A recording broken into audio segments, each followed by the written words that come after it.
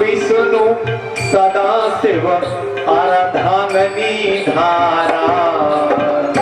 अब एक बात बताओ, जिस शिव में से ही ये तीनों धाराएं अलग अलग हैं, ब्रह्मा विष्णु और महेश, तो शिव तीनों ना हुए? अरे एक मेरा ये हाथ, एक मेरा ये हाथ, बीच में खोपड़ी। अब आप कहो गुरुजी हम तो आपके यही हाथ है माने ना, खोपड़ी माने ना, ये हमारे हाथ माने, तो फिर हमें कहा तुम खाक मान रहे? अरे हमें मानने के लिए तो तुम्हें इन तीनों को ही एक जगह पर मानना पड़ेगा। और यही आरती आपको रोज याद दिलाती है जब गाते हो और सुनते हो, ब्रह्मा विष्णु सदा शिव जानति अविवेका। सुनो, ब्रह्मा विष्णु सदाशिव, इन तीनों को जो अलग अलग जानते हैं वो अविवेकी हैं। अविवेक का मतलब जिनमें विवेक नहीं है। हरि ब्रह्मा विष्णु सदाशिव जानते अविवेका। क्यों? अरे प्रवणाक्षर के मध्य, प्रवणाक्षर के मध्य ये तीनों एका। ओम जय शिव ओंकारा, जय शिव ओंकारा, स्वामी हर शिव ओंकारा। हरे ब्रह्मा विष्णु सदा शिव, ब्रह्मा विष्णु सदा शिव हरे धामनी धारा। ओम शिव ओंकारा। वैसे एक बात हमने देखी है, झांकी निकलेगी 5 बजे, उसमें है 1 घंटा। कुछ तो घर से चल के ऐसे आते हैं, देखो जाते कथाएं तो बहुत जगह हम भी करने को जितनी मिलती है उन्हें करते हैं, लेकिन फिर भी मैं बता रहा हूं, अपने गांव जैसी जनता, अपना ये जो क्षेत्र है ना, पहासू जटोला से ये आसपास का जितना भी है, हमारे यहाँ पर अच्छे श्रोता मिलते हैं, इतनी शांति से कथा सुनते हैं। ये पक्की बात है हमारे यहाँ, या तो ये समझ लो साक्षरता अधिक है, पढ़े लिखे भी हैं, ठीक है सभी, और कथा के महत्व को जानते भी हैं। लेकिन किसी किसी क्षेत्र में महाराज कथा चल रही हो, कितना भी मार्मिक प्रसंग चल रहा हो, माता बहनाएं कछो ऐसी आमदी, कोई कोई हुए वैसे 1-2 है हमारे में, 1-2 है। अगर कोई यहाँ प्रसाद रख भी आई गई, कितनी कथा बढ़िया चल रही हो, सो भैया सबसे पहली दृष्टि नारी की नारी पे जाएगी और वह देखेगी और मनी मन में सोचेगी, या पड़ोसी से कह देगी का ये संग लेके आई हुई ये वाली साड़ी मैंने पहनी है, पहले मॉडल पुराना है वो, ये पैर के छोड़ दी लाई ने, बहुत ही मन बहुत पैरिया बना छे, पैरी हो चाहे ना पैरी हो।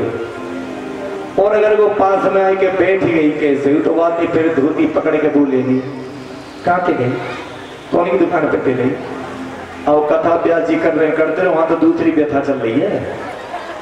हाँ अच्छा 500 पे ली है तुमने, हाँ वो तो बड़ी महंगी दी, तुम तो 300 की लाई, मैं तो 500 की लाई। और भैया अगर कैसे वो धोती के संग संग वाके बढ़िया झाले कुंडल दिखाई देंगे, तो एक कथा तो व्यास जी पे वो ध्यान के कहीं ना देख रहे हो, कोई नटो करो हुई तो वो काना न जरूर देखे, अब बनवाऊंगी, अब है जान देने ध्यान अच्छे से है तब तो कह दूंगी देखो सब जीवन नहीं करेगा, अब बनवा दो दोनों। तो माताओं की अपनी एक अलग लीला है, लेकिन यहाँ पर ऐसी ज्यादा ना है। फिर भी 2-4 घूंघट में पता न चले कोई सो रही है जग रही है, देख रहे करो, इसीलिए हम बार बार हाथ उठाए लेते हैं। जय जय श्री राधे। 2-4 हाथ उठना रहे, फिर वो देख लेंगे कहीं अपन वो समाधि से में ना चली गई हो, ऐसा है जाए। सो भैया सभी गोपियों ने श्याम सुंदर को जब घेरा तो भगवान ने उनको महाभाग कहा, ऐसा भाव। लेकिन भगवान ने फिर अंतिम परीक्षा ली एक बार, अरे गोपियों इतनी रात में तुम कहां घूमने चली आई हो? संसार वाले कहेंगे कि देखो जो स्त्री रात में अपने पति के घर को छोड़ करके इस तरह भ्रमण करने चली जाए तो कोई मर्यादा में नहीं कहेगा कि श्याम से मिलने, कन्हैया से मिलने ये गोपी बाहर चली गई, ये अमर्यादित कार्य आपने क्यों किया? क्या तुम्हें अपने पतियों का डर नहीं है?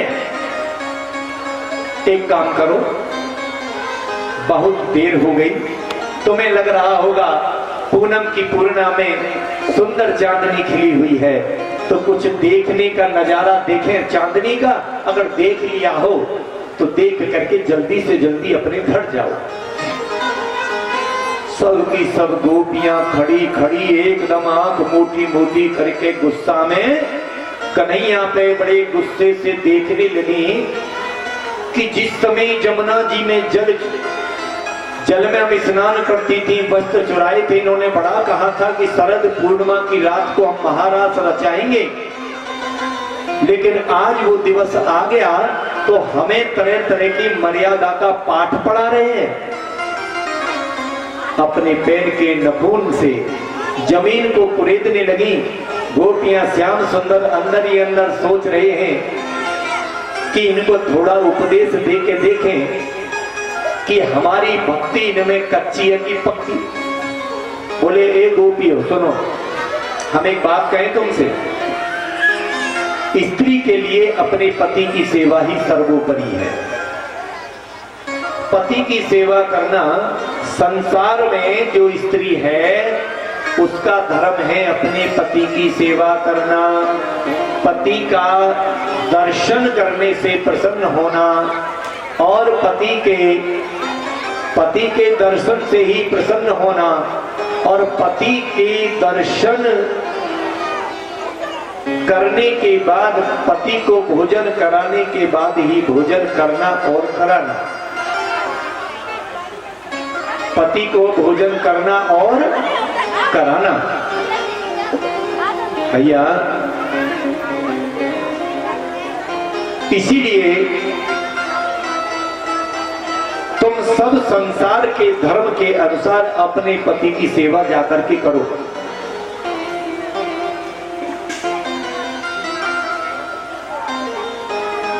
स्त्रियां कहने लगी, सभी गोपियां कहने लगी, श्याम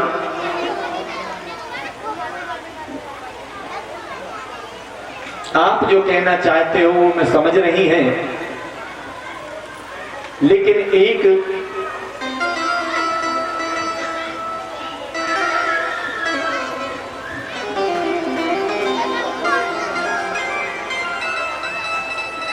एक दृष्टांत कन्हैया हमारा भी सुनो और उसका भी उत्तर दो।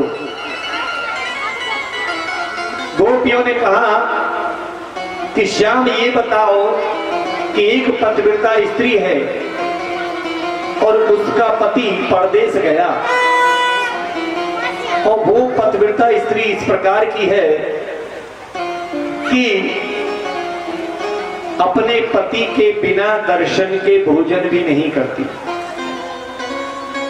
लेकिन उसका पति परदेश जाने लगा तो वो कहने लगी, पतिदेव आपके बिना मैं भोजन कैसे करूंगी? तो उसने कहा कि एक काम करना, मेरी ये तस्वीर है, मेरा ये फोटो है, इसको रख लेना और इसे देख करके जो तुझे पूजा करनी हो या जो भी प्रेम भाव करना हो उसे देख करके आप बाद में भोजन कर लेना। पति चला गया। वो स्त्री अपने पति की नित्य फोटो की पूजा करती, तस्वीर की पूजा करती, उस चित्र की, और उसके बाद अपना भोजन कर लेती। लेकिन कुछ समय के बाद पति परदेश से वापस आया, दरवाजे पर आकर के उसने दरवाजा खटखटाया। लेकिन जिस समय दरवाजा खटखटाया उस समय उसकी जो पत्नी थी वो पूजा कर रही थी उसकी तस्वीर, उसके चित्र की।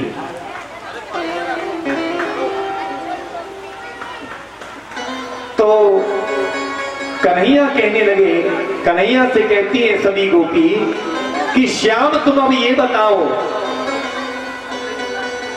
कि फोटो की पूजा कर रही स्त्री के लिए दरवाजे पर जो पति टकटका रहा है उसके लिए दरवाजा खोलना चाहिए या उस फोटो की जो पूजा है उसे करते रहना चाहिए। श्याम सुंदर ने कहा कि अरे इसमें कौन सी बड़ी बात है, जिसका वो फोटो है जब वो साक्षात दरवाजे पे खड़ा है, वो तो खड़ा इंतजार कर रहा है दरवाजे पर, तुम उसी की फोटो में लगी पड़ी हो।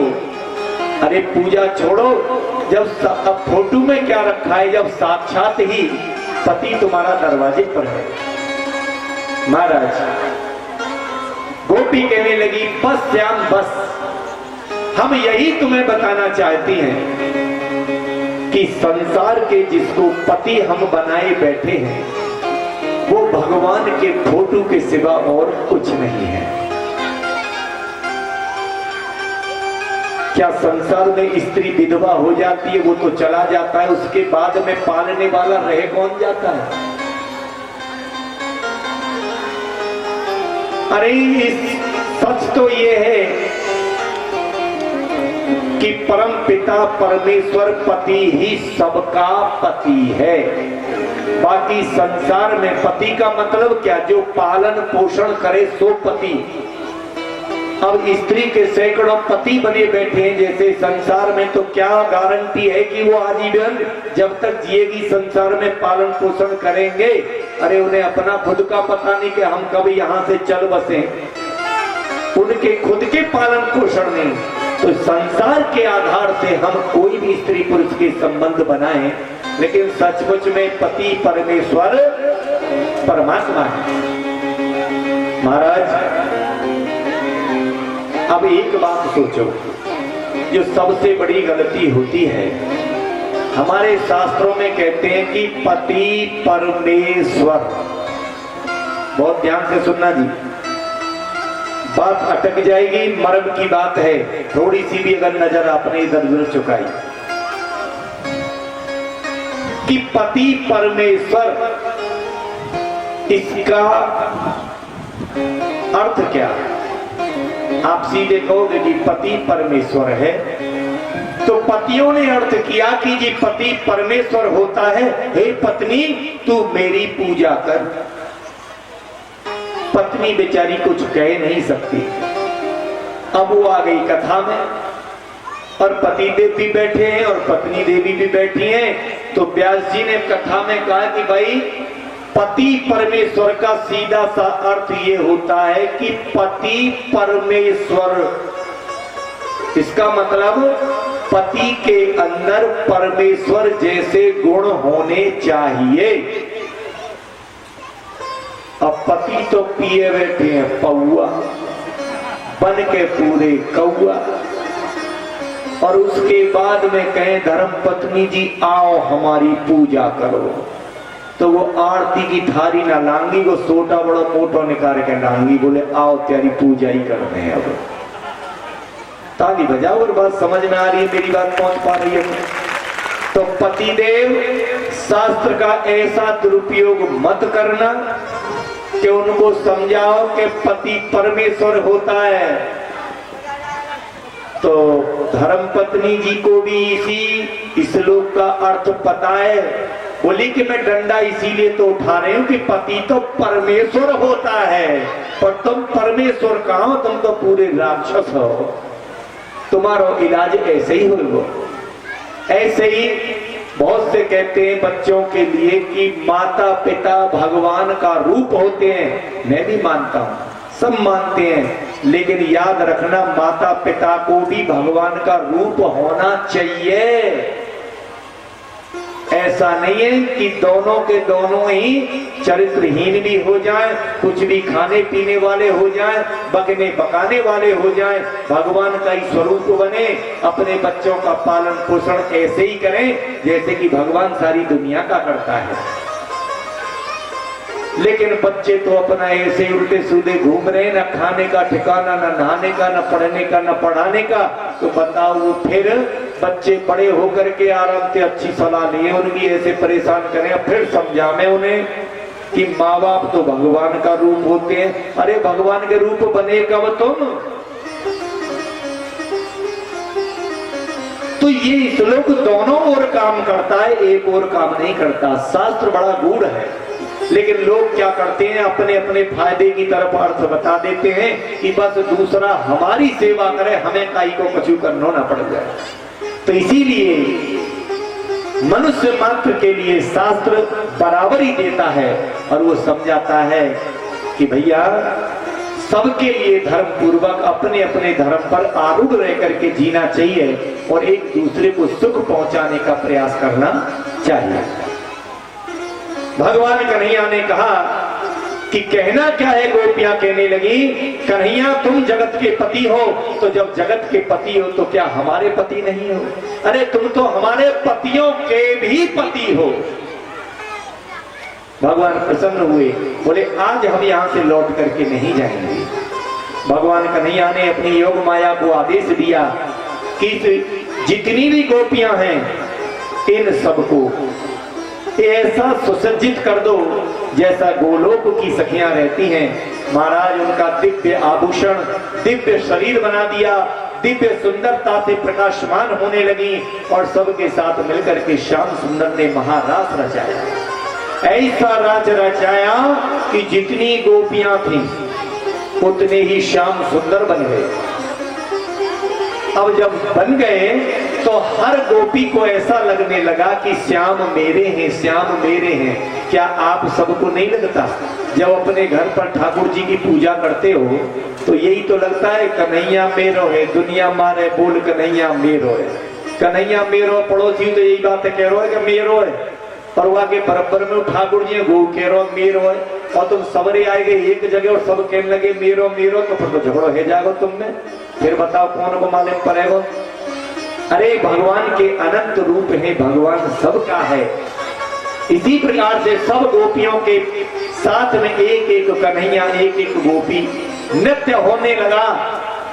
और महाराज उस नृत्य में हर गोपी को एक बात लगी कि श्याम तो एक है, गोपी हम अनेक हैं। तो हर गोपी ने अपने मन में ये समझा कि कन्हैया केवल मेरे ही साथ है और बाकी गोपियां तो बिना कन्हैया के नाच रही हैं।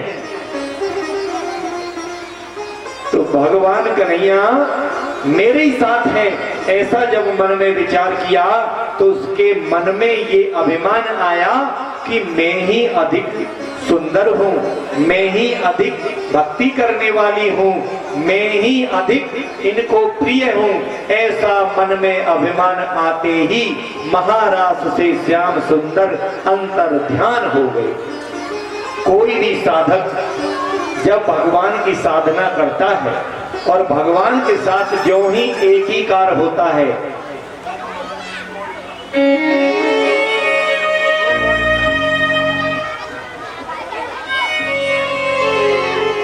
भैया आखिर श्याम सुंदर ने अंतर ध्यान होकर के श्री राधा रानी को लेकर के और चले गए। और राधा रानी को लेकर के जब चले गए तो सभी की सभी गोपियां दुखी होने लगी। ऐसी दुखी हुई, अरे कन्हैया तुम कहां हो? सब की सब गोपियों ने कहा कि श्याम मेरे साथ था और मेरे मन में ये भाव आया कि मैं ही अधिक भक्ति वाली हूं, तो कन्हैया मुझे छोड़ करके चले गए। जिसने अपने को महान बनाने का जरा भी प्रयास किया मन में, श्याम सुंदर उससे दूर हो जाते हैं। कन्हैया कहते हैं वाह, भक्ति मेरी करता है, महान खुद को समझता है।